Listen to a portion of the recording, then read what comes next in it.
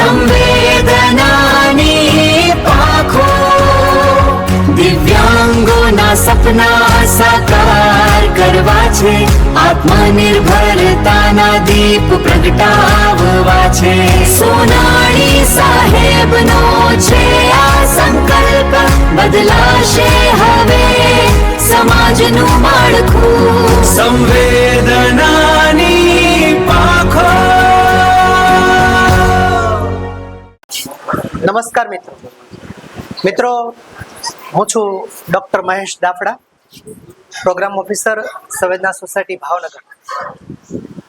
મિત્રો, આજે સમાજને, આજે વ્યક્તિ ધરતી તળથી ઠેઠ ગગન સુધી પહોંચી છે, પણ એક માણસ એ બીજા માણસના હૃદય સુધી પહોંચી શકી નથી.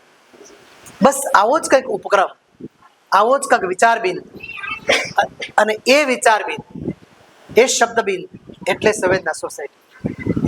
એનો બીજ વાવેતર કરનાર હું યાદ કરું છું આપણા સૌના આદરણીય શ્રી લાભુભાઈ સોનાણીને, કે જેમણે આ વિચાર મંત્ર આપ્યો છે, કુછ કર દિખાના હૈ, એક અજીબ જૈસા बनना है, हमें भी कोई अच्छी तरह याद करे, संवेदन सोसाइटी का निर्माण करे, अच्छा राष्ट्र का निर्माण करे.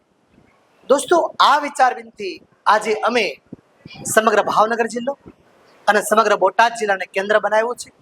ત્યારે આજે ભાવનગર શિક્ષણ અને સંસ્કારી નગરી, એમાંય જેસર તાલુકો, અને જેસર તાલુકાની પ્રકૃતિના ખોળામાં ઉછરતી, રમતી કૂદતી એવી એક શાળા એટલે ઉગલવાવ પ્રાથમિક શાળા, એના પટાંગણે આજે અતિથિ થવાનું સૌભાગ્ય અમને સૌને સાંપડ્યું છે. મિત્રો, આ શાળાની ચેતનવંતા, એના વર્ગો, એની ભીત ઉપરના ચિત્રો એ આપણા હૃદયને સ્પર્શે તેવા રહ્યા. અહીંનો ખૂબ જ માયાળુ પરિવાર, શિક્ષક પરિવાર, આચાર્યશ્રી, શિક્ષક મિત્રો અને નાનકડા ભૂલકાઓને મળી એક નવું શિક્ષણ વિશ્વ જ્યાં તૈયાર થઈ રહ્યું છે, એવું જે સપનું લાભુભાઈ સોનાણીનું અહીંયા મને સાર્થક થતું હોય એવું મને લાગે છે. ચાલો મિત્રો, આજે આપ સૌનું સ્વાગત કરું છું જેસર તાલુકાની આ રમણીય સ્કૂલ ઉગલવાવ પ્રાથમિક શાળા. આવો તેમના પરિવારને મળીએ અને સંવેદનાના સેતુથી આપણે એકબીજાના હૃદય સુધી પહોંચવાનો એક નિષ્ઠ પ્રયત્ન કરીએ. જય હિન્દ. નમસ્કાર, મારું નામ દિનેશભાઈ મકવાણા. હું આ શ્રી ઉગલવાણ પ્રાથમિક શાળામાં છેલ્લા 2 વર્ષથી આચાર્ય તરીકેની ફરજ નિભાવું છું. શાળાનું કેમ્પસ એ જ અમારું કર્મસ્થાન અને એ જ અમારું ધર્મસ્થાન. શાળાના બાળકોનો સંપૂર્ણ વિકાસ એ જ અમારો વિશ્વાસ અને એ જ અમારી સિદ્ધિ. અમારા બાળકો શાળામાં આવે છે ત્યારે અમે એને અવનવી માહિતીઓ આપીએ છીએ, પરંતુ એમને જ્યારે અમે સંવેદના સોસાયટી વિશેની માહિતી આપી ત્યારથી એમના જીવનમાં ઘણું પરિવર્તન આવ્યું છે.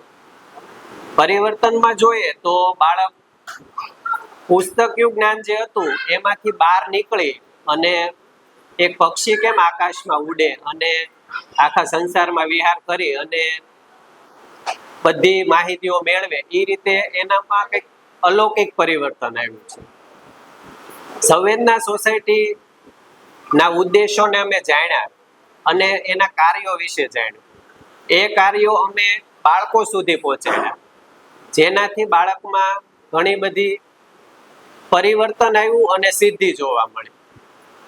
અને એના થકી બાળકો પોતાના ઘરે જઈને વાલીને પણ આ વાતો કરે છે અને એમના વાલી પણ એમની માહિતી જોઈ અને ખુશ થાય છે કે ખરેખર આપણે જે એક રાહથી જીવન જીવતા હોઈએ છીએ એમાં કંઈક પરિવર્તન આવે છે અને કઈ રીતે કોઈની મદદ કરવી અને કઈ રીતે કોઈનો કાર્યમાં આપણે ભાગ લેવો એ આપણને ઘણું માહિતી મળી રહે છે.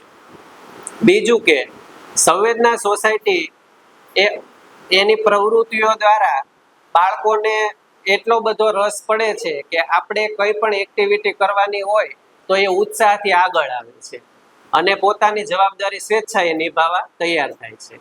તો આ સંવેદના સોસાયટીનું જે લક્ષ્ય છે તે ખૂબ આગળ વધે અને એમની પરાકાષ્ઠા એ સિદ્ધ થાય એવી અમારા તરફથી ખૂબ ખૂબ શુભેચ્છાઓ. અહીં મારી વાણીને વિરામ આપું છું. માં ભારતીના ચરણોમાં વંદન છે. હું ચાવડા ભગવાન આ શાળામાં છેલ્લા 9 માસથી વિદ્યાર્થીઓને વર્ગખંડમાં વિશ્વ દર્શન કરાવી રહ્યો છું. શિક્ષણ સાથે સહઅભ્યાસિક પ્રવૃત્તિમાં જે બાળકો જે આગળ વધી રહ્યા છે એ પ્રવૃત્તિમાં હું આગળ વધારી રહ્યો છું. એકંદરે કહેવાનું એટલું કે બાળક જ્યારે શાળામાં આવે છે ત્યારે પ્રવૃત્તિ દ્વારા ખૂબ આગળ વધે છે. આ સંદર્ભે હું એટલું કહીશ કે શિક્ષણની સાથે સંવેદના સોસાયટી દ્વારા એટલું જ કહેવામાં આવ્યું છે કે શિક્ષણની સાથે સાથે પ્રવૃત્તિઓનું પણ ખૂબ જ માન રહ્યું છે. આવનારા સમયમાં શિક્ષણ સાથે જો આ પ્રવૃત્તિઓ મોટા પાયે રહેશે તો બાળકમાં ઘણા બધા પરિવર્તનો આવી શકશે. અને એટલું જ કહીશ કે પ્રવૃત્તિઓ દ્વારા શિક્ષણ ખરેખર બાળકોમાં આપવું જોઈએ. અને મારી વાણીને હું વિરામ આપું છું. નમસ્કાર, મારી શાળાનું નામ શ્રી યુગલવાન પ્રાથમિક શાળા છે. મારું નામ કલસરિયા નિશા જગદીશભાઈ છે. હું ધોરણ 7માં અભ્યાસ કરું છું. અમારી શાળામાં સરસ પ્રવૃત્તિઓ કરવામાં આવે છે અને જુદી જુદી પ્રવૃત્તિઓના મંડળ પણ ચલાવવામાં આવે છે. પરંતુ મને એમાંથી જો કોઈ ગમતી પ્રવૃત્તિ હોય તો અમારી શાળાની સંવેદના સોસાયટીની પ્રવૃત્તિ ગમે છે. આ બાબતે અમારા શિક્ષક અને આચાર્યશ્રીએ ઘણી બધી વાતો કરેલ છે, પરંતુ મેં જ્યારે ઘરે જઈ મારા માતા પિતાને સંવેદના સોસાયટી વિશે વાત કરી તો તેઓ પણ ખૂબ ખુશ થયા અને મને દિવ્યાંગોની દુનિયા વિશે વાત કરી. એ સાંભળી મને થયું કે મને દિવ્યાંગોની દુનિયા વિશે વાત કરી. દિવ્યાંગ, અનાથ અને પ્રજ્ઞાચક્ષુ બાળકો માટે હું ભગવાનને એટલી પ્રાર્થના કરું છું કે તેને સ્વસ્થ રાખે.